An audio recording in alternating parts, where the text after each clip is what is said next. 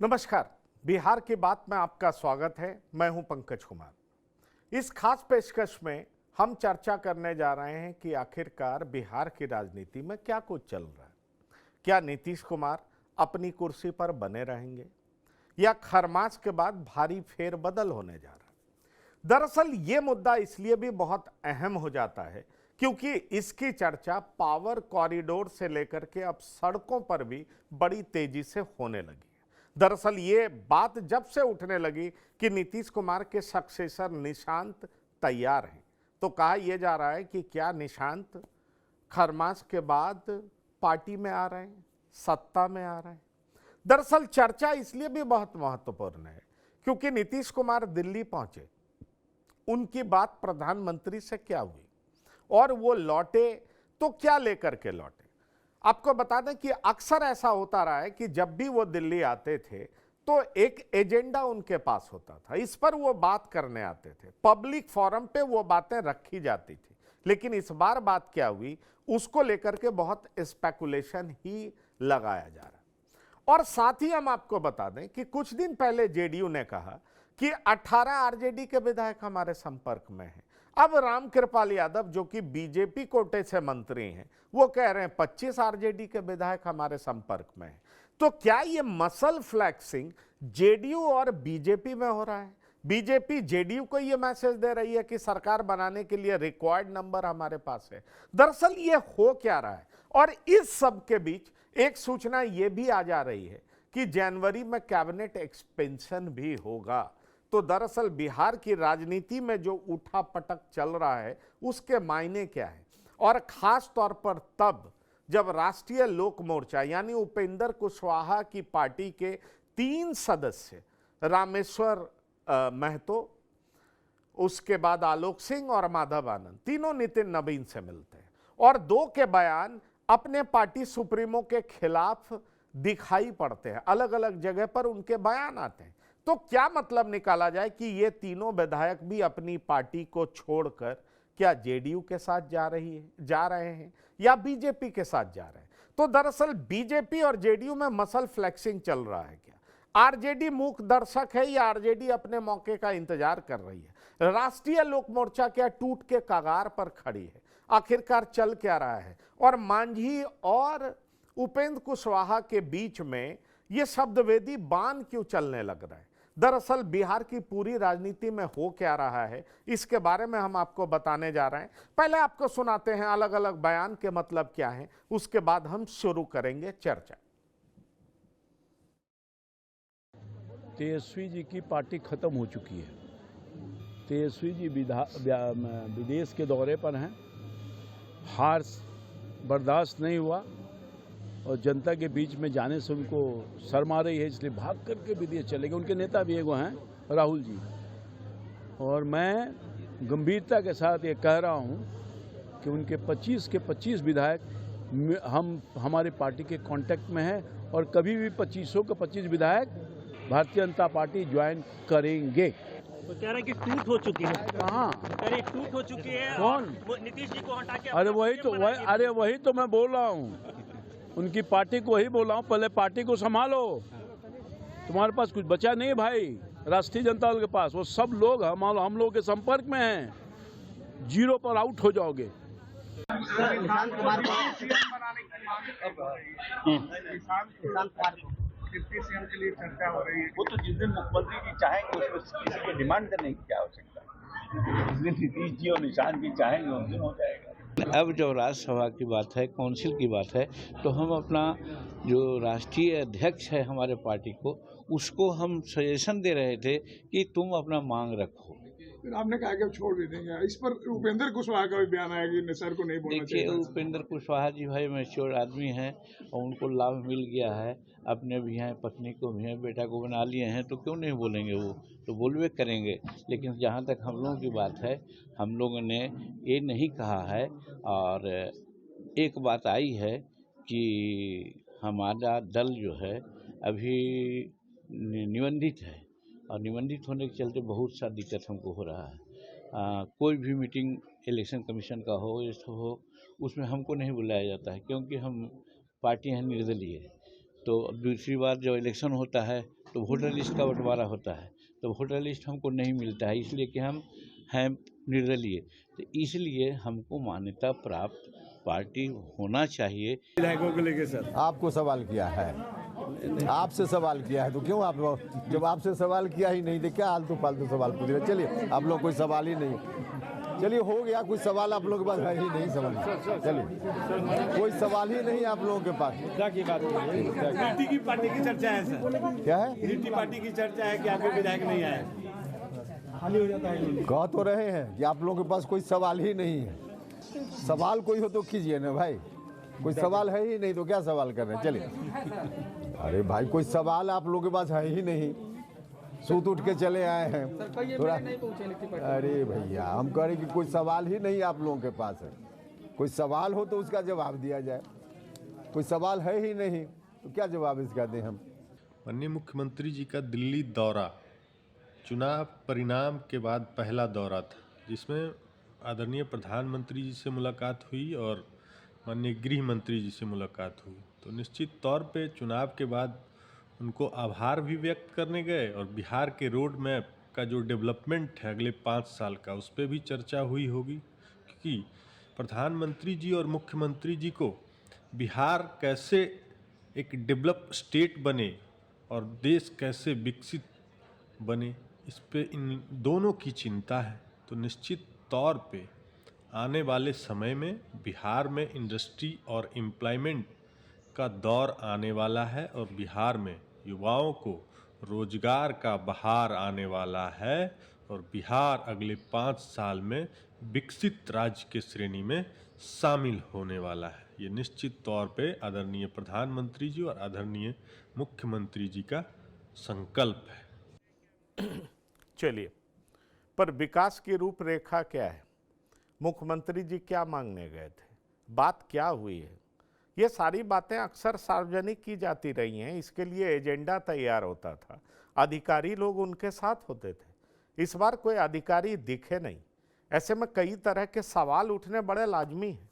और साथ ही साथ जब रामकृपाल यादव कह रहे हो हमारी पार्टी के संपर्क में 25 विधायक हैं और पहले जेडीयू कह चुकी है 18 विधायक हैं, तो दरअसल ये आरजेडी के विधायक किसके संपर्क में, बीजेपी के संपर्क में है या जेडीयू के संपर्क में? यह बड़ा सवाल उठता है। और दोनों क्या अलग अलग संपर्क साध रहे हैं आरजेडी से क्या? तो आखिरकार विरोध कौन किसका कर रहा है? अगर जेडीयू संपर्क कर रही है तो जेडीयू की मंशा क्या है, और बीजेपी संपर्क कर रही है तो बीजेपी के अलग रास्ते पर चलने का सोच रही है। कुछ गड़बड़ है, क्या है? दरअसल इसकी चर्चा बड़ी तेजी से हो रही है, दिल्ली में भी हो रही है, पटना में भी हो रही है। हम चलते सीधे अपने मेहमान के पास जो हमारे साथ जुड़ रहे हैं, हम पहले उनसे बातचीत करते हैं। हमारे साथ फजल इमाम मलिक साहब, प्रवक्ता आरएलएम जुड़े हैं, आपका बहुत स्वागत है। साथ ही साथ हमारे साथ प्रियदर्शी रंजन जुड़े हैं, आपका भी बहुत स्वागत है, राजनीतिक विश्लेषक हैं। हमारे पास बड़े ही सीजन्ड पॉलिटिशियन अनुभवी निहोरा प्रसाद जी, जेडीयू के प्रवक्ता जुड़े हैं, सर आपका भी बहुत स्वागत है। और साथ ही साथ बादशाह आलम जी आरजेडी के प्रवक्ता जुड़े हैं, आपका भी बहुत स्वागत है। मैं सबसे पहले निहोरा प्रसाद जी आपके पास जाना चाहूँगा। दरअसल मुख्यमंत्री दिल्ली क्यों पहुंचे, इसको लेकर के बहुत तरह के कयास लग रहे हैं, पटना में भी, दिल्ली में भी। और बात यह चल रही है कि खरमास के बाद निशांत की एंट्री होगी, वो डिप्टी सीएम होंगे, फिर सीएम बदल सकता है। कुछ अखबार में, कुछ मीडिया चैनल्स में इसकी चर्चा भी है। जरा इस पर कुछ प्रकाश डालना चाहेंगे आप? चलिए पंकज जी, धन्यवाद। आप तो विद्वान पत्रकार रहे हैं। नीतीश जी के किन कार्यों पर चर्चा, स्टेट पर चर्चा नहीं हुई, कयास बिहार में नहीं लगाए गए। अगर वो फांसते हैं उस पर भी चर्चा, अगर वो स्टेप बढ़ाते हैं उस पर भी चर्चा। तो एक चर्चा का दौर और कयास का दौर बिहार में लगाए जाते रहे हैं। आपको स्मरण होगा पंकज जी, लोकसभा के चुनाव में पूरे नेशनल और सारे अपोजिशन एक माहौल बनाया कि नीतीश कुमार जी खत्म हो गए, 5 सीट भी नहीं आएगा। तो ये तो जैसे जैसे कयास लगाए जाते हैं तो वैसे वैसे नीतीश कुमार मजबूत होते हैं। एक बात दूसरी बात मैं कहना चाहता हूं कि शायद दुनिया का कोई व्यक्ति नीतीश कुमार जी क्या करेंगे कोई जान नहीं सकेगा। मैं जानता हूं नीतीश कुमार जी के बारे में कि क्या वो करेंगे, ये दुनिया का कोई पॉलिटिशियन नीतीश कुमार के मन को चचोल कर नहीं बोल सकता है, कयास लगाया जा सकता है। दिल्ली गए, स्वाभाविक है, एनडीए के मुख्यमंत्री बिहार के हैं, बड़े चुनाव जीते हैं बिहार में, तो एक कक्षी के नाते आदरणीय प्रधानमंत्री जी और आदरणीय गृह मंत्री जी को से मिलना आवश्यक था। तो मिलने के ख्याल से गए दिल्ली और मिले भी। उसी में कुछ चर्चाएं बिहार विकास के लेकर के तमाम चीजें हुई होगी, लेकिन जो बिहार में चल रहे हैं काम, चाहे उद्योग लगाने की बात हो, रोजगार देने की बात हो, ये सारे तमाम चीजों पर एक ब्लूप्रिंट बन रहा है बिहार में। इन साजों पर शायद, मैं नहीं कहता क्या चर्चा हुई क्योंकि मैं वहां उपस्थित नहीं था, आप लोग का कयास ही सुनता हूं, लेकिन प्रथम यही है कि चुनाव जीतने के बाद मुलाकात प्रधानमंत्री जी और गृह मंत्री से सवाल काफी है, लेकिन मैं पहले आपको ही सुनना चाहूंगा। आपने बड़े ईमानदारी से एक बात कह दी कि नीतीश कुमार क्या करेंगे ये किसी को समझ में नहीं आता, और मैं जानता हूं जितनी भी क्षेत्रीय पार्टियां हैं उसके नेता क्या करते हैं, वो शायद ही अपने नेताओं से बहुत बातचीत करते हैं या चर्चा करते हैं, मैं इस बात को समझता हूं। पर मैं एक बात आपसे पूछना चाह रहा हूं, चर्चा इस बात को लेकर के बहुत है कि खरमास के बाद निशांत कुमार पार्टी में आ रहे हैं। क्या सरकार में आ रहे हैं या पार्टी में आ रहे हैं? और आ रहे हैं तो आप लोगों के पास कोई खबर है किस भूमिका में आ रहे हैं? नहीं, हम लोग के पास कोई खबर नहीं है। और लेकिन बिहार के पार्टी के समर्थक और कार्यकर्ता, हमारे जैसा व्यक्ति भी चाहता है कि निशांत कुमार सामाजिक कार्यों में, राजनीति में सक्रिय हों। देखिए, एक बात मैं बताता हूं कि ये जो कयास लगाए जा रहे हैं, हम लोग अपनी बात कह ही सकते हैं, लेकिन निशांत जब तक नहीं आएंगे तब तक नीतीश कुमार जी की हरी झंडी नहीं मिलेगी। लेकिन हरी झंडी मिलेगी ऐसा मुझको लगता नहीं है पंकज जी। हम नीतीश कुमार जी के स्वभाव को भी जानते हैं, नीतीश कुमार जी के सिद्धांत को भी जानते हैं। तो ऐसी स्थिति में जब तक नीतीश कुमार जी राजनीति में रहेंगे, मुझको नहीं विश्वास है कि निशांत जी को राजनीति में सक्रिय करेंगे। नहीं, पर बीजेपी का दबाव है, नीतीश जी स्वस्थ नहीं है और इसलिए कहा जा रहा है आप अपने बेटे को उप मुख्यमंत्री बना लीजिए, अब मुख्यमंत्री की कुर्सी छोड़िए। इसकी क्या सच्चाई है सर? मैं आ रहा हूं और तमाम पैनलिस्ट हैं, मैं उनसे भी सवाल करूंगा, लेकिन मैं ये आपसे पूछ रहा हूँ। पंकज जी एक सेकंड पंकज जी, आपने सवाल उठाया कि बीजेपी का दबाव है।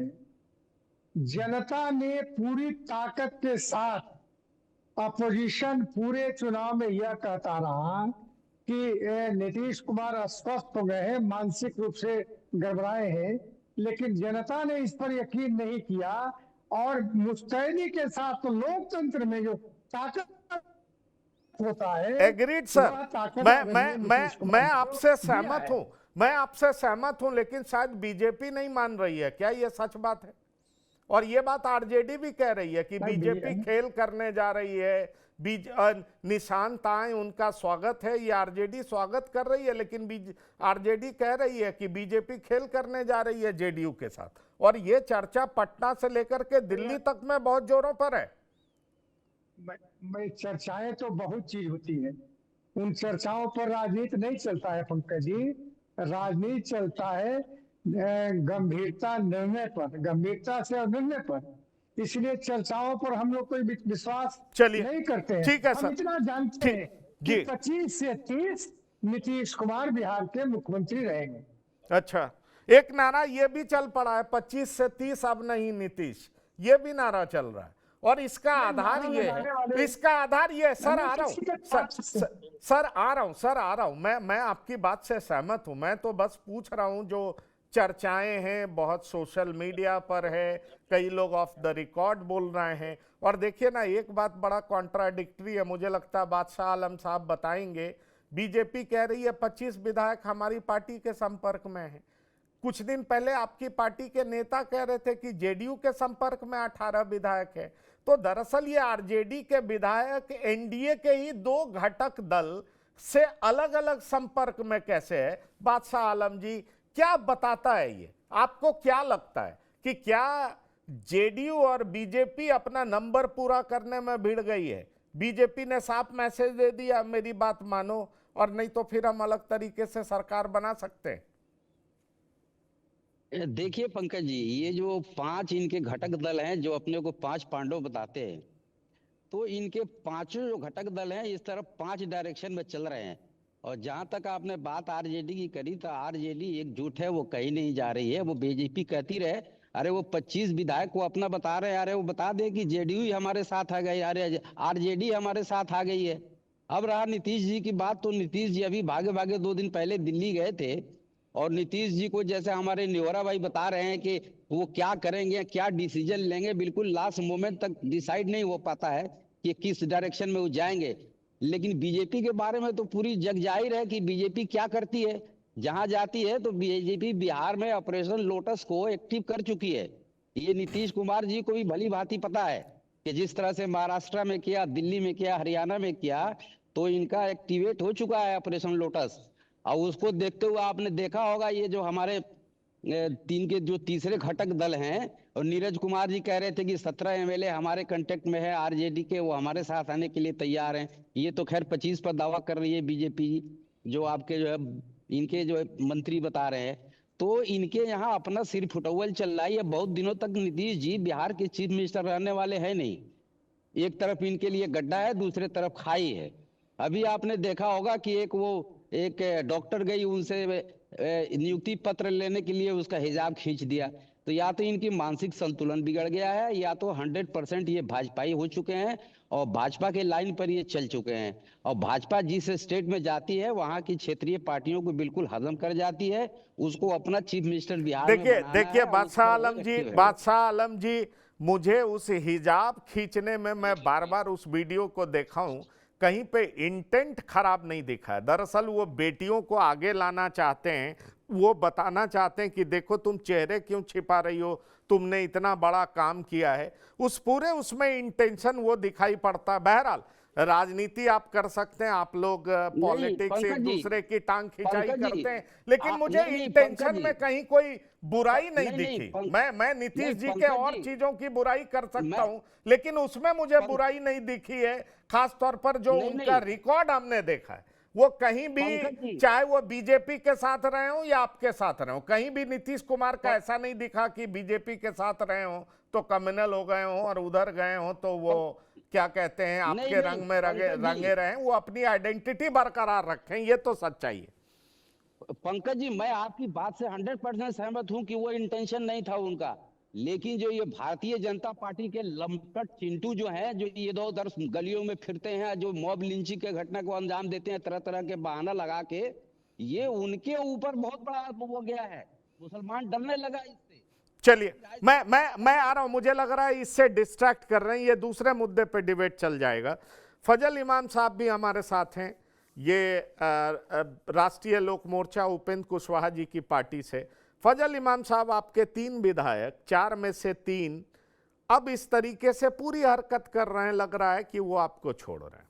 रामेश्वर महतो कहते हैं हम नीतीश कुमार के विचारधारा को मानने वाले, और माधव आनंद कहते हैं कि भाई सबको पता था मैं काबिल हूं, तो इस तरीके से क्यों हुआ। अब ऐसे में सवाल उठता है कि क्या आपके ये 3 विधायक जेडीयू में जा रहे हैं या नितिन नवीन से मिल रहे हैं तो बीजेपी में जा रहे हैं? क्योंकि बीजेपी और जेडीयू के बीच में संख्या बढ़ाने को लेकर के होड़ तो दिखाई पड़ रही है। एक तरफ आरजेडी के 25 विधायक मेरे साथ हैं, ये बीजेपी कहती है।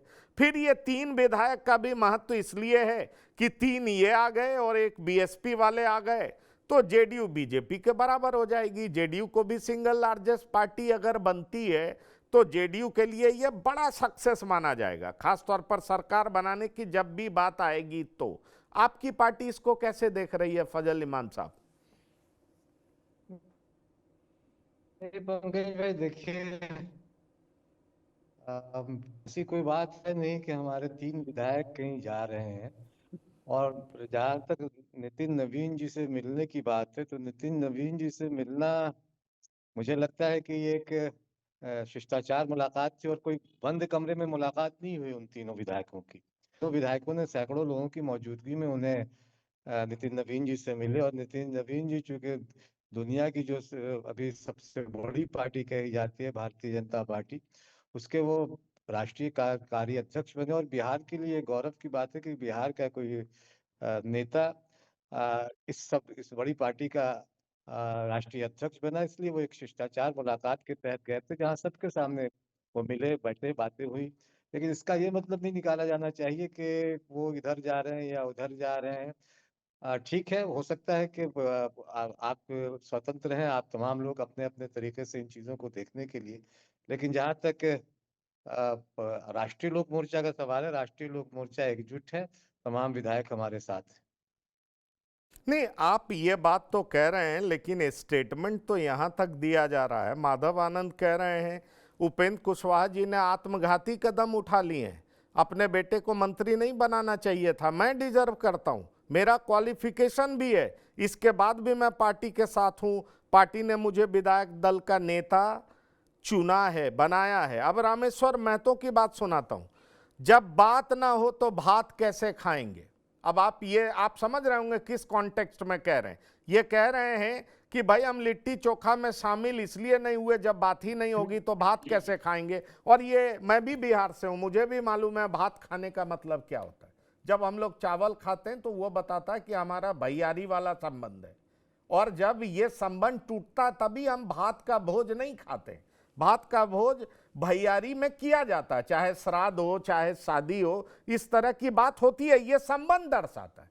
अब वो साफ कह रहे हैं कि मेरी नाराजगी है, मैंने 15 दिन पहले भी कहा था कि अब तक किसी प्रकार की कोई बातचीत नहीं हुई है, इसलिए हम पार्टी में शामिल नहीं हुए, बात होगी तब ना जाएंगे। और वो यहीं नहीं रुकते हैं, वो कहते हैं कि विरासत बचाओ यात्रा निकाली गई, कॉलेजियम सिस्टम के खिलाफ लड़ाई लड़ी थी, लेकिन घर में ही सब पद लेकर कॉलेजियम सिस्टम के खिलाफ लड़ाई लड़ रहे हैं। क्या ये तंज कस रहे हैं? ये पूरी तरह से गलत है। हम नीतीश कुमार की विचारधारा के कारण जुड़े थे। अब ये भी सुन लीजिए। सवाल ये है कि 4 में 2 विधायक ओपनली आपके नेता को क्रिटिसाइज कर रहे हैं, आपके फैसले को क्रिटिसाइज कर रहे हैं, नीतीश कुमार का विचारधारा। अब इसमें हम ये देख रहे हैं कि रामेश्वर महतो, जो कि जेडीयू से ही ना 1 महीना पहले आपकी पार्टी में आए थे और टिकट लिए, जीत भी गए, अब वो उधर जाने की सोच रहे हैं, जेडीयू में जाने की सोच रहे हैं। और जेडीयू में अगर 3 विधायक चले गए, एक बीएसपी का आ गया, तो बराबर तो हो जाएगा मामला। और ये तो पहली बड़ी जीत हो जाएगी। जेडीयू एक साफ मैसेज बीजेपी को तो दे देगी, पर आपकी पार्टी टूट रही है फजल साहब, टूटने के मुहाने पर दिखाई पड़ रही है। कुछ कहना चाहेंगे आप? नहीं, ऐसा नहीं, देखिए, नहीं पंकज जी, ऐसा कुछ है नहीं कि पार्टी टूट रही है। उन्होंने कहा, किस तरह का लिखा, मेरे नजर से नहीं गुजरा। ठीक है, आप जब कह रहे हैं तो उन्होंने लिखा होगा, लेकिन ये सही प्लेटफॉर्म नहीं है। अगर उनकी नाराजगी है तो उचित प्लेटफॉर्म पे बात कहनी चाहिए। और मुझे बहुत से एक शेर याद आ जाता है कि तुम सोच रहे हो बादल की उड़ानों तक, मेरी तो निगाहें हैं सूरज के ठिकानों तक। राष्ट्रीय लोक मोर्चा की निगाहें सूरज के ठिकानों तक हैं। इसलिए हम, ठीक है, उनकी नाराजगी है, नाराजगी है कि बातचीत होगी, संवाद नहीं है। और भात और लिट्टी और चोखे, लिट्टी चोखा बहुत मजेदार था, स्वादिष्ट था, वो लोगों ने मजा उसका स्वाद नहीं ले पाए। उनके अपने अपने कारण रहे होंगे, वो उनकी अपनी पहले से उनकी फजल साहब, सूर्य की किरणों पर नजर रखिए। लेकिन ये है कि अभी ऐसी जी फजल साहब, सूरज की किरणों पर नजर रखिए, लेकिन बीच में अगर घनघोर बादल आ जाए तो उसको हटाना बहुत जरूरी होता है। अब पता चला नजरें सूरज की किरणों पर बीच का जो बादल है और वो भी घनघोर है, काफी काला है, उस पे अगर आपकी नजर बार बार नहीं जा रही है तो मैं समझ सकता हूं नजर तो जरूर गई होगी, पर आप मीडिया के प्लेटफॉर्म पे इस बात को क्यों एक्सेप्ट करेंगे? मैं आ रहा हूं आपके पास, मैं आ रहा हूं। पहले जरा माइंडसेट तो सबका समझ लें, चल क्या रहा है, चल क्या रहा है। सर्दी के मौसम में कोहरा घना होता है, नहीं सर्दी के मौसम में कोहरा घना होता है, लेकिन कोहरा बहुत देर तक रहता नहीं। चलिए ये भी देखते हैं। प्रियदर्शी रंजन, आपको नहीं लगता एक तरफ कह रहे हैं 18, बीजेपी कह रही है 25, फिर ये 4 विधायक, 4 में से 3 एक अलग कुनवा बना रहे हैं। रामेश्वर महतो कहते हैं मैं नीतीश कुमार के विचारधारा को आगे बढ़ाने वाला हूं, उनका समर्थक हूं। ये कुछ गंभीर इशारा कर रहा है कि जेडीयू और बीजेपी के बीच में ही मसल फ्लैक्सिंग तो चल रहा है। कैसे देख रहे हैं आप? मैं तो अभी फजल इमाम साहब बहुत बढ़िया शेर व शायरी कर रहे थे, तो एक मशहूर शायरी ये भी है कि बर्बाद गुलिस्ता करने को एक उल्लू ही काफी है, हर शाख पे उल्लू बैठा है तो अंजाम गुलिस्ता क्या होगा। आरएलएम के भीतर जिस तरीके से चीजें चल रही हैं वो कहीं न कहीं चिंताजनक है। उपेंद्र कुशवाहा की पार्टी टूटे या न टूटे, लेकिन उपेंद्र कुशवाहा को उन्हीं के पार्टी के लोग, उन्हीं के पार्टी के विधायक इतना कमजोर कर देंगे कि जो उनकी आगे आने वाले दिनों की महत्वाकांक्षा है वो पूरी नहीं हो पाएगी। 2 महत्वाकांक्षाएं इस समय उपेंद्र कुशवाहा की हिलोरे ले रही हैं। एक, अपने बेटे दीपक प्रकाश को विधान परिषद में भेजना, और दूसरा खुद को राज्यसभा में भेजना। अगर ये असहज स्थिति रही, इनके पार्टी के लोग ही इनके सुर में सुर नहीं मिला रहे होंगे, तो कैसे अपने बेटा को विधान परिषद में भेज पाएंगे और कैसे वे खुद राज्यसभा जाएंगे? और अगर बेटा इनका दीपक प्रकाश विधान परिषद में नहीं जाएगा तो क्या ये स्थिति बन रही है कि उनको किसी सीट को खाली करा करके विधायक बनाया जाए? ऐसा रिस्क क्या उपेंद्र कुशवाहा लेने जा रहे हैं? ये रिस्की मामला होगा। फिलहाल तो उपेंद्र कुशवाहा यही चाहेंगे कि किसी तरीके से बेटे को विधान परिषद में भेजा जाए और खुद राज्यसभा में जाया जाए।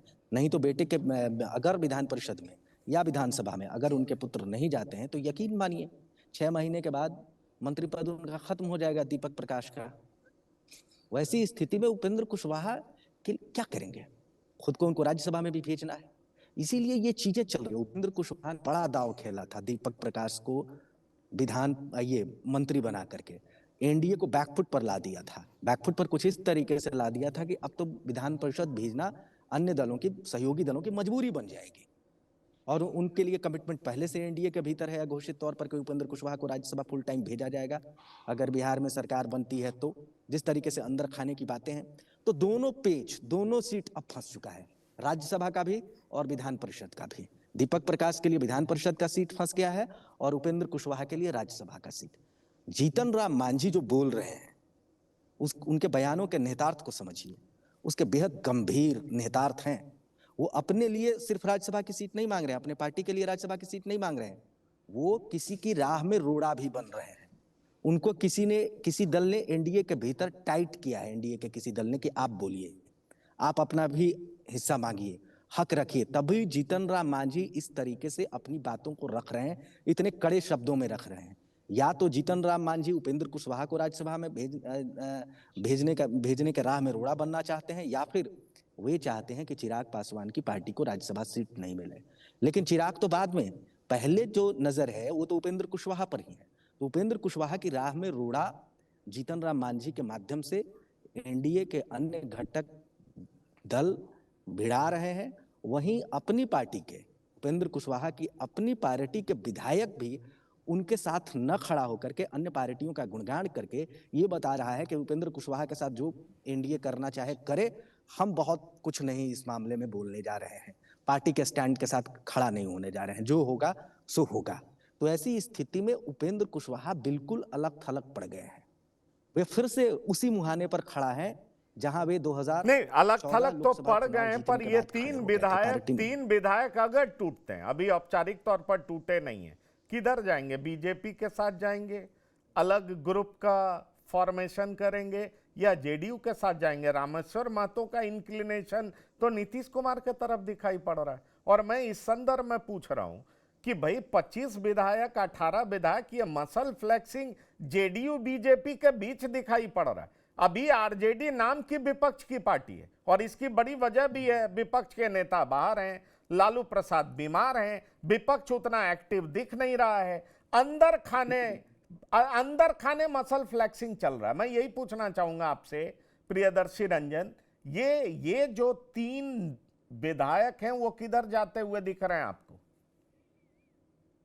देखिए, आनंद माधव का झुकाव भारतीय जनता पार्टी की ओर है और बाकी विधायकों का, आरएलएम के बाकी 2 विधायकों का, उनका झुकाव कहीं ना कहीं जनता दल यूनाइटेड की ओर है।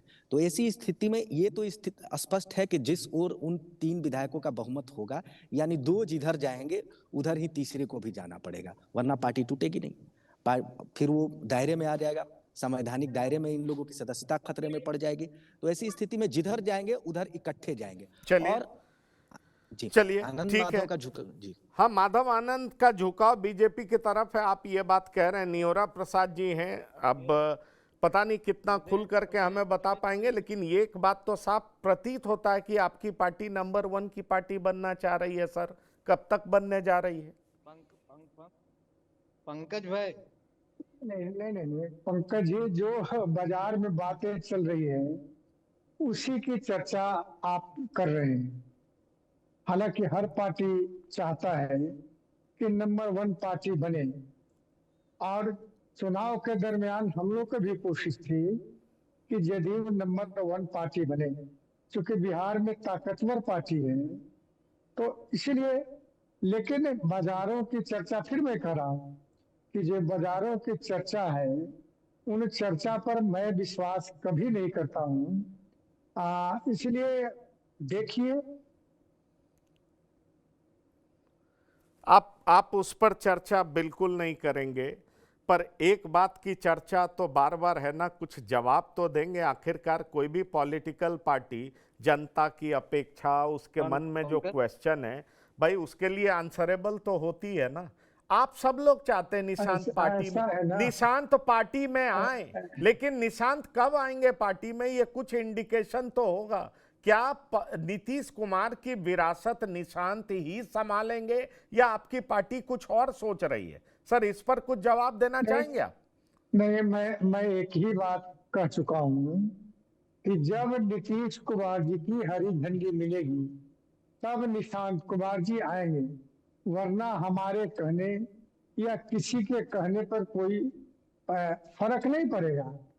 नीतीश कुमार जी का जो राजनीतिक इतिहास रहा है, उस राजनीतिक इतिहास में कभी परिवारवाद का समर्थन उन्होंने नहीं किया है। इसलिए मैं कह रहा हूं कि जब तक सक्रिय राजनीति में नीतीश कुमार जी रहेंगे तब तक निशांत की एंट्री, हमारा व्यक्तिगत मानना है, क्योंकि बहुत करीबी से हम नीतीश कुमार जी को जानते हैं, जब तक नीतीश कुमार जी सक्रिय राजनीति में रहेंगे तब तक निशांत कुमार जी की एंट्री राजनीति में और इस पार्टी में मुझको दूर दूर तक कोई दिखाई नहीं पड़ता है।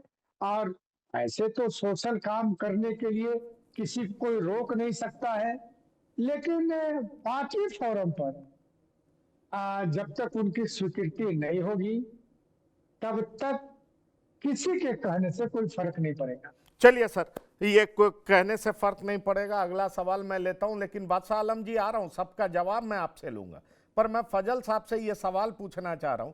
आपकी पार्टी सैद्धांतिक तौर पर अपने आप को नीतीश कुमार के नजदीक मानती है या बीजेपी के नजदीक मानती है?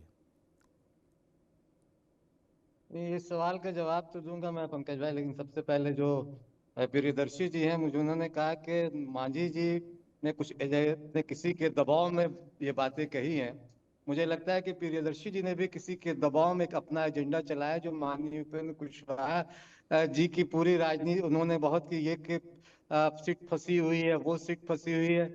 मुझे लगता है कि कोई सीट फंसी हुई नहीं, ना एमएलसी की सीट फंसी है, ना राज्यसभा की उनकी सीट फंसी है। ये कोई एजेंडा प्रियदर्शी जी भी अपने तरीके से चला रहे हैं, शायद उनको भी किसी ने ये दबाव डाला हो कि आप इस तरह का एजेंडा चलाइए। रही बात आपने जो सवाल किया है, देखिए माननीय उपेंद्र कुशवाहा जी हो, नीतीश कुमार जी हो, वो सामाजिक न्याय की विचारधारा से वो लोग जुड़े हुए हैं, उनके समाजवादी विचारधारा उनके साथ है, तो जाहिर है कि जिस सामाजिक विचारधारा, सामाजिक न्याय और सामाजिक समाज में जिस समाजवाद की जो बात लोहिया जयप्रकाश जी करते थे, उससे नीतीश जी भी है। कर्पूरी ठाकुर जी की बात करें तो इन तमाम लोगों के साथ नीतीश जी का भी एसोसिएशन उतना ही रहा है और माननीय उपेंद्र कुशवाहा जी का भी रहा है। तो जाहिर है कि सामाजिक इस एनडीए गठबंधन में वैचारिक तौर पर जो विचारधारा है हमारी, वो सामाजिक न्याय की विचारधारा है। वो सामाजिक न्याय की विचारधारा नीतीश कुमार जी की भी है और माननीय उपेंद्र कुशवाहा जी की। तो इस नजरिए से एसोसिएशन ज्यादा जनता दल यूनाइटेड के साथ ज्यादा है। भारतीय जनता पार्टी के साथ हमारा गठबंधन है, हम गठबंधन के साथ ही और मजबूती के साथ हम इस गठबंधन के साथ खड़े हुए और भारतीय जनता पार्टी के साथ खड़े हुए। चलिए, मजबूती के साथ तो आप खड़े हैं, लेकिन बादशाह आलम जी, मांझी जी का बयान उपेंद्र कुशवाहा जी के खिलाफ, उपेंद्र कुशवाहा जी का ये कहना कि हम मांझी जी को समझाएंगे, कुछ ना कुछ ये तो दिख रहा है कि बीजेपी के घटक दलों के बीच में दरार है। एलजेपीआर इस समय चुप्पी साधे हुए है और जिस तरीके से जेडीयू और बीजेपी आपके विधायकों को लेकर के दावा कर रही है, आपको लग रहा है कि गठबंधन के भीतर ही दो बड़ा दल पोजीशनिंग कर रहा है और छोटे छोटे दल इंडिकेट कर रहे हैं कि वो किधर हैं, वो किधर जा सकते हैं अगर ऐसा सिचुएशन आता है तो? आपकी पार्टी इसको कैसे देखती है? आपने उपेंद्र कुशवाहा जी की पार्टी की बात करी कि इनके 3 एमएलए इनके बात को ठुकरा दिया और वो चले गए नितिन नवीन जी के साथ। तो जब वो नितिन नवीन जी के साथ वो दोनों तरफ दोनों पांव जो है ना एक एक नाव में रखना चाहते हैं। वो जहां तक आपकी जो है जेडीयू की बात कर रहे थे आप, तो आपको पता होगा कि जेडीयू ने अभी अपने आधे मिनिस्टर नहीं बनाई है, 16 मिनिस्टर होने थे 8 बनाई है, 8 जगह खाली है वहां। तो ये हमारे न्योरा भाई भी चाह रहे हैं कि हम जो है 89 को क्रॉस करके हम चले जाएं आगे, लेकिन बीजेपी ये होने नहीं देगी। बीजेपी को हर हाल में बिहार के अंदर अपना मुख्यमंत्री बनाना है। वो हर हाल में उसको अपना ये खरवास के बाद आप देखिएगा बिहार में बहुत बड़ा भूचाल आने वाला है। और ये नीतीश जी जो दिल्ली गए थे आप, तो ये सोर्सेस से ये भी पता चल रहा है कि वो गए थे कि हम निशांत जी को हम जो है मुख्यमंत्री बनाना चाहते हैं, लेकिन भारतीय जनता पार्टी इस पर कहीं से तैयार नहीं है। वो कह रही है कि आप उसको डिप्टी सीएम बना सकते हैं, लेकिन उस पर नीतीश जी तैयार नहीं है। तो ये खरवास के बाद देखिए क्या उलटफेर हो रहा है यहाँ, ये तो देखने की बात है। 1 महीना सरकार बनने को आया, कोई बिहार की प्रगति के लिए, कोई बिहार के लॉ एंड ऑर्डर, वहां कितना आजकल जो है अत्याचार हो रहा है सड़कों पर, बीजेपी के नेता को गोली मारी जा रही है। तो ये वहां जो है ये सब चीजें देखनी चाहिए इनको। 1 महीना होने को आए, लेकिन ये सरकार कैसे बचे, सरकार कैसे चले, किसका चीफ मिनिस्टर होगा, कौन कितना दिन चलेगा, ये इसी पर इनकी बात हो रही है। मांझी जी जैसे कह रहे हैं कि वो चिराग पासवान की तरफ जो है उनके तरफ कुछ इशारा करते हैं, वो चिराग पासवान जो है आजकल हनुमान कहाँ है ये भी नहीं पता है। और दूसरा ये आपने उपेंद्र कुशवाहा का आपने देख ही लिया कि इन्होंने जब अपने बेटे को जो है मंत्री बना दिया, तो ये 3 विधायक इनके अब नितिन नवीन के उसमें चले गए। और इससे बड़ी बात यह है कि देखिए नितिन नवीन जी जो वहाँ आपके जो है कार्यकारी अध्यक्ष बनाए गए हैं, वो वहां पटना गए थे, वहां न किसी बड़े नेता से मिले, न यूपी में किसी बड़े नेता से मिले, बंगाल में चुनाव होना है वहां भी किसी भाजपा के बड़े नेता से नहीं मिले, वो चले गए वहां आंध्रा। तो आंध्रा जाने का क्या मतलब है, ये तो सब मीडिया वाले भी अच्छी तरह से जानते हैं और बिहार की जनता भी जानती है कि वो चंद्रबाबू नायडू के पास इतना कौन सा इंपॉर्टेंट काम है कि वहां वो गए। तो बिहार में देखिए पंकज जी इस वक्त बहुत हलचल है, ये सरकार कब तक चलेगी कब तक नहीं चलेगी, इसमें बड़ा अजमंसन बना हुआ है। और खरवास के बाद जैसे आपने बताया है, तो खरवास के बाद बहुत उथल पुथल होने वाला है बिहार की राजनीति में भी और सेंटर के राजनीति में। नहीं तो खरमास के बाद उथल पुथल क्या होगा, बिहार की राजनीति की बात ही कर लेते हैं। क्या आपको लग रहा है कि नीतीश जी के सुपुत्र मुख्यमंत्री बनने जा रहे हैं? नियोरा प्रसाद जी के पास मैसेज नहीं है, आपके पास क्या मैसेज है बता दीजिए। या नियोरा जी पार्टी के प्रति प्रतिबद्धता के कारण सही बात नहीं बताना चाह रहे होंगे। ये हर लॉयल लीडर का अपने पार्टी के प्रति प्रतिबद्धता होती है, पर आपको क्या पता है, जरा आप ही बता दीजिए। देखिए जो इनके जो शीर्ष नेतृत्व जो कर रहे हैं हमारे नीतीश जी, उनके बाद आते हैं वो उनके जो अध्यक्ष हैं लल्लन झा, अरे लल्लन सिंह जी और संजय झा तो कह ही रहे हैं कि निशांत जी को लाया जाए, पार्टी संभाले वो आके। और लल्लन झा जी ने तो एक उनको घर ही जो है गिफ्ट में किया हुआ है पटना के अंदर। तो ये लोग सब इस वक्त चाहते हैं कि बीजेपी इनकी बात मान जाए, लेकिन बीजेपी का तो चाल चरित्र चेहरा सब पीछे देखा गया। वो तो बिहार में किसी न किसी से साम दाम दंड भेद लगा के वो अपना मुख्यमंत्री बनाएगी। ये जो आपने जो ये कहा था कि 2025 से 2030 अब की बार नीतीश फिनिश, तो यही होने वाला है बिहार में। अच्छा, ये होने वाला, लेकिन आपको लग रहा है कि बीजेपी अपना मुख्यमंत्री बनाएगी? नियोरा प्रसाद जी सुन भी रहे हैं और मुस्कुरा भी रहे हैं। 100%। हाँ, नियोरा, तो आप किसका समर्थन करिएगा ये तो बता दीजिए। आप किसका समर्थन करिएगा? एक खबर हमारे पास ये भी है कि जेडीयू के एक नेता इन दिनों विधानसभा और विधान परिषद में जब चल रहा था तो आरजेडी के विधायकों से, विधान पार्षदों से बड़े प्रेम से मिल रहे थे। अमूमन वो ऐसा करते नहीं है, लेकिन वो कर रहे थे और इसको लेकर के भी बड़ी चर्चा थी जब सदन चल रहा था। तो जरा ये भी बता दीजिए कि आपका मोहब्बत फिर जेडीयू के तरफ दिखेगा क्या? आप तैयार हैं उसके लिए? नहीं, हमने तो बिहार में भारतीय जनता पार्टी के खिलाफ ही इलेक्शन लड़ा है। जहां तक जेडीयू की आप बात कर रहे हैं, तो राजनीति में परमानेंट दुश्मनी किसी से नहीं होनी चाहिए और न करनी चाहिए। नहीं तो परमानेंट दुश्मनी बीजेपी से भी नहीं है या बीजेपी से परमानेंट दुश्मनी है? नहीं, आरजेडी को वेलकम करेंगे आप? बीजेपी की आइडियोलॉजी और आरजेडी की आइडियोलॉजी में जमीन आसमान नहीं, का मतलब फर्क है। आप जेडीयू को वेलकम करेंगे ना अगर नीड एराइज होता है तो, ऐसी जरूरत होती है तो? अगर बिहार की विकास की बात करते हैं जेडीयू के लोग, अगर वो आना चाहते हैं हमारे साथ, तो हम तो वेलकम करेंगे, हम बाहर से सपोर्ट करेंगे उनको। चलिए, लेकिन बड़ी बात कह दिया, बड़ी बात आरजेडी के विधायक, आरजेडी के प्रवक्ता बादशाह आलम कह रहे हैं। और यही सवाल मेरे मन में था कि अगर इस तरह की बात होती है तो क्या आप फिर से आरजेडी तैयार है जेडीयू को सपोर्ट करने के लिए? हमारे साथ आलोक वत्स भी जुड़ गए। आलोक वत्स जी पॉलिटिकल एनालिस्ट हैं, वो हमें बताएंगे कि दरअसल बिहार की राजनीति में चल क्या रहा है। नीतीश जी को लेकर के बड़ी चर्चा है, मायूस होकर लौटे हैं, पहली बार किसी अधिकारी के बगैर पहुंचे, और अगर डेवलपमेंट की बात करनी थी तो अधिकारी कैसे गायब हो सकते हैं, ये चर्चा बड़ी तेज है। आलोक वत्स जी, कहा जा रहा है खरमास के बाद बहुत कुछ होने जा रहा है। अब खरमास के बाद क्या होने जा रहा है? क्या बीजेपी अपना मुख्यमंत्री बना लेगी या क्या होने जा रहा है कि निशांत सीएम बनने जा रहे हैं? होने क्या जा रहा है? देखिए पंकज जी, खरमास के बाद जो भी होगा वो बिहार के लिए अच्छा ही होगा। और नीतीश जी की ये जो यात्रा थी, ये पूरी तरह से राजनीतिक यात्रा थी। अगर डेवलपमेंट की यात्रा होती तो इनके साथ एक पूरा कुनबा होता ऑफिसरों का जो उसकी डेलिब्रेशंस में भाग लेता, लेकिन उसके बाद उनका एकाएक आंध्रा जाना, ये भी एक संकेत देता है कि ये पूरी तरह से राजनीतिक यात्रा थी। अब नीतीश जी पलटने में माहिर है, बहुत। अब वो क्या स्टेप लेंगे ये वही बता सकते हैं, लेकिन उथल पुथल कुछ अवश्यम भावी प्रतीत हो रहा है। अगर उनके बेटे को मुख्यमंत्री बना दिया गया तो शायद मामला शांत हो जाएगा, नहीं तो कुछ अप्रत्याशित घटनाएं दीवार पर लिखी हुई दिखाई दे रही हैं।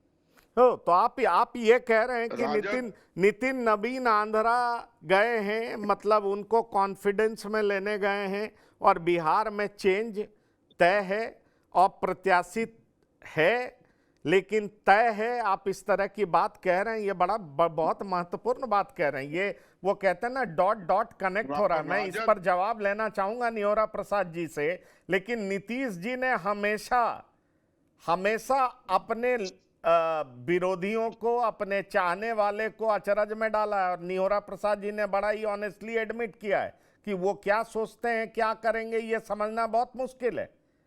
तो ये नीतीश जी को बीजेपी इतना आसानी से लेगी क्या? प्रियदर्शी रंजन, आपको लगता है? प्रियदर्शी रंजन, आप सुन पा रहे हैं? लगता है म्यूट है। चलिए, मैं यही सवाल नहीं हो रहा, प्रसाद जी से करना चाहूंगा। आप देख लीजिए, ये पॉलिटिकल एनालिस्ट सब लोग क्या बोल रहे हैं कि नितिन नवीन आंध्रा गए मिलने और खड़मास के बाद कुछ ना कुछ होना तय है। सर, नितिन नवीन का आंध्रा जाना, खरमास के बाद बहुत सारा परिवर्तन हो सकता है, आपके पक्ष में ही हो, निशांत कुमारी बड़ी भूमिका में नजर आए, पर आप मानते हैं खरमास के बाद कुछ बड़ा होने वाला बिहार की राजनीति में? नहीं पंकज जी, मैं समझ नहीं पा रहा हूँ कि जो पार्टी का, नेशनल पार्टी का राष्ट्रीय कार्यकारी अध्यक्ष है और उनकी जिम्मेवारी हर राज्यों में घूमकर संगठन को देखना है, मजबूत करना है। यदि नितिन नवीन जी आंध्रा चले गए तो आप ये एनालाइज कर रहे हैं कि चंद्रबाबू नायडू को मनाने गए हैं, यही ना आप लोग एनालाइज कर रहे हैं। लेकिन एक बात एनालाइज आप लोग नहीं कर रहे हैं कि बिहार की राजनीति देश की राजनीति को बदलता है। ये नहीं है। आप शुरू से देखिएगा तो अगर देश की राजनीति बदलने की बात आती है, कांग्रेस को बदला तो बिहार ही बदला, बिहार की ताकत ने ही कांग्रेस को बदला, चाहे 77 का हो या जब भी हो। तो आप आकलन नीतीश कुमार जी का, एक छोटा पॉलिटिशियन जो होता है राज्य का, उस पॉलिटिशियन के आधार पर करना चाहते हैं तो करिए। नहीं, मैं बिल्कुल नीतीश कुमार जी को छोटा पॉलिटिशियन के तौर पर नहीं देखता हूं। इनफैक्ट मैं एक स्टेटमेंट देने जा रहा हूं जो बीजेपी के लोग सुनेंगे, उनको अच्छा नहीं लगेगा, पर मैं आपको ये बात बता दूं, मैंने तो ये देखा है सर, बीजेपी कभी भी नीतीश जी से हेड ऑन भिड़ना नहीं चाहिए। 2015 में चाही बीजेपी को मुंह की खानी पड़ी, उसके बाद बीजेपी ने हमेशा नीतीश कुमार के तरफ बाहें ही फैलाया है, दोस्ती ही किया है। इस बार का नजारा अलग है, इस बार क्या दिखाई पड़ेगा ये देखना दिलचस्प होगा। इसलिए मैं नीतीश कुमार को कतई छोटा पॉलिटिशियन और महज मुख्यमंत्री के तौर पर नहीं देखता हूं। आगे बोलिए सर। मैं ये कह रहा था ना कि नीतीश कुमार देश के राजनीति में शुरू से महत्वपूर्ण स्थान रखते रहे हैं और इनके हर एक्शन को, चाहे विकास का हो चाहे जो भी हो, देश के लोग देखा और अनुकरण किया। दूसरी बात मैं ये कहना चाहता हूं कि ये चुनाव जनता ने एनडीए को बहुमत दिया है, उसमें नीतीश कुमार जी को 25 से 30 के लिए दिया है। अब 30 के बाद क्या होगा भगवान जाने, लेकिन मैं इतना जानता हूं कोई ऐसी ताकत नहीं है जो 25 से 30 के बीच में नीतीश कुमार जी को मुख्यमंत्री पद से हटा दे। ये असंभव है पंकज जी। मैं आपके चैनल पर दावे के साथ कहता हूं कि जनता ने ताकत दिया है 25 से 30 तक नीतीश कुमार के लिए। अब कयास लगाने के लिए बहुत सारे लगाए जाते हैं, लेकिन राजनीति जो है वो राजनीति बिहार का भी सवाल है और देश का भी सवाल है। सवाल दोनों है कि दोनों का कोऑर्डिनेशन हम लोग का है, बिहार का विकास करना है, सरकार का कमिटमेंट है बिहार के प्रति, उन सारे विकास केंद्र सरकार की सहयोग से करना है। ऐसी स्थिति में कौन आएंगे नहीं आएंगे हटा दिया जाएगा, बीजेपी नहीं मानता। मुझको नहीं समझ में आता है कि भाई जनता ने 25 से 30 दिया है तो बीच में कैसे कौन हटा देगा। 20 जैसा 43 तो हमारा सीट नहीं है, हमारा भी 85 सीट है, हम भी ताकतवर है वोट के मामले में, हर मामले में ताकतवर है, तो कैसे हटा देगा हमको? ये असंभव है बिल्कुल पंकज जी। चलिए, हम आपकी बात मान भी रहे हैं और बादशाह आलम जी तो कह रहे हैं कि वो आपको सपोर्ट करेंगे बाहर से, और हाथ भी उठा रहे हैं, फिर से उठा रहे हैं। बादशाह आलम जी कह रहे हैं आपको सपोर्ट करेंगे। सर मैं एक स्टेटमेंट दे देता हूं। 2015 से 20 नीतीश जी को मैंडेट मिला था आरजेडी के साथ, 17 में वो बीजेपी के साथ गए, मुख्यमंत्री बने रहे, इसमें कोई शक नहीं है, लेकिन समर्थन बीजेपी का आ गया 17 में। फिर 2020 से 25 बीजेपी के साथ चुनाव लड़े, लेकिन 22 में फिर वो किसके साथ गए ये आपको अच्छे तरीके से पता है। तो ऐसे में सवाल उठता है कि मुख्यमंत्री बने रहे सीएम नीतीश, मतलब नीतीश कुमार बने रहे, लेकिन उनके समर्थक दल में बदलाव होगा या इस बार बीजेपी उनको पलट देगी, कोई नया मुख्यमंत्री होगा, यही सवाल उठ रहा है। बादशाह आलम जी आप बोलिए। जी बिल्कुल बिल्कुल, देखिए 22 में जो नीतीश जी जो है उधर गए तो उनको इस वक्त एहसास हुआ है कि 22 में हमने क्या गलती करी है वो हम 25 में नहीं करेंगे। लेकिन भाजपा की सरकार इस वक्त पूरी हावी हो चुकी है। आपने देखा होगा इधर आजकल के दिनों में अपराधी कैसे खुलेआम घूम रहे हैं, इनके नेता का मर्डर हो रहा है। कल पटना में बाइकर्स रैली को देखा, जो वीआईपी इलाके में जहां राज्यपाल रहते हैं, जहां ये नीतीश जी का घर है, वहां पूरे सलेंसर के आवाज के साथ वहां बाइकर्स चल रहे हैं। कहां है इनकी पुलिस? तो ये दिखाएंगे, जबकि ये जीरो टॉलरेंस पर इनके जो है सम्राट चौधरी काम कर रहे हैं, बुलडोजर लेके घूम रहे हैं, ये ठंड के मौसम में गरीबों को घर गिरा रहे हैं। ये 20 साल से वहां ये लोग सरकार में थे, जब इनको ध्यान नहीं आया कि अतिक्रमण को हटाना है, तो ये जाड़े के मौसम इन्होंने चुना है। और गरीबों का क्या हाल कर रखा है बिहार में, अपराधी खुलेआम घूम रहे हैं। उस पर एक बात बड़ी इंटरेस्टिंग आरजेडी के तरफ से सुनाई पड़ी आलोक वत्स जी। आरजेडी फिर से नीतीश कुमार जी को समर्थन देने के लिए तैयार है और इसीलिए नीतीश जो है 2025 से 30 में भी उनको हिलाने वाला कोई नहीं है। आज भी मोस्ट पॉपुलर लीडर है, हर पार्टी समर्थन देने को तैयार है, एक छोड़ेगा दूसरी पार्टी तैयार है। आलोक वत्स जी, इस बात को आप जान लीजिए। पंकज जी, जहां तक राजद का सवाल है, मरता क्या न करता है, इनके पास तो कहीं कोई विकल्प नहीं है। दूर दूर तक उनके आने से इनके बल्ले बल्ले हो जाएंगे, सरकार में भागीदारी हो जाएगी, लोगों के बीच आने जाने में सुगमता हो जाएगी। तो अवश्य चाहेंगे कि नीतीश जी हमारे तरफ आ जाए, इनको कहीं से कोई गुरेज नहीं होगा। लेकिन क्या होगा, कैसे होगा, ये नीतीश जी के अलावा कोई नहीं जानता है। चलिए, जो भी जानता हो, बहरहाल ये जो पूरी चर्चा थी पावर कॉरिडोर में और जो सवाल थे, हमने तमाम पार्टी के प्रवक्ताओं से बात की, अंदर की राजनीति को डिकोड करने का प्रयास किया। सवाल फिर वही है कि क्या खरमास खत्म होते ही बिहार में कुछ बड़ा होने वाला है और क्या ये तूफान से पहले की शांति है? क्या होने वाला है बिहार में? लगातार हमारी नजरें बनी रहेंगी और हम आपको बताते रहेंगे। बादशाह आलम जी, निहोरा प्रसाद जी, आलोक वत्स जी और प्रियदर्शी रंजन जी, बिहार की बात में शिरकत करने के लिए बहुत बहुत धन्यवाद और शुक्रिया। तो बिहार की बात में इतना ही। ताज़ा तरीन खबरों के लिए आप लगातार देखते रहिए TV9। धन्यवाद, नमस्कार।